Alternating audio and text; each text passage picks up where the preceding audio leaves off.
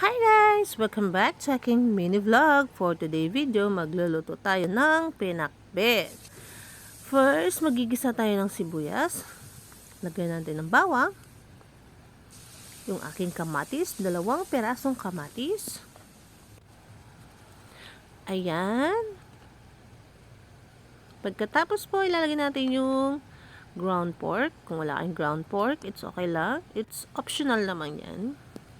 Maglalagay ako ng bagoong. Alam niyo ba yung bagoong? Yan ang nagpapasarap sa ating gulay. Nilagay yung kamote at yung sitaw. Yung iba walang kamote, pero mas masarap meron siyang kamote, guys. Nilagay din ako ng konting tubig at hinintay ko siyang maluto ang gulay natin. Na half cook lang naman siya. Next, yung kalabasa at yung ampalaya naman. Hinalo-halo ko na lang siya, guys. Tapos, maglalagay na tayo ng pampalasa, magic sarap at asin. Wait natin maluto ang kalabasa at ang ampalaya.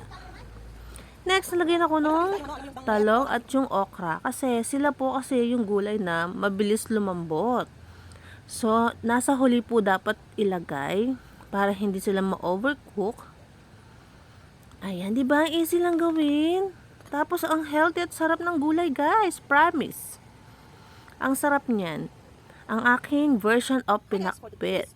At syempre, meron tayong fried galunggong na super crispy.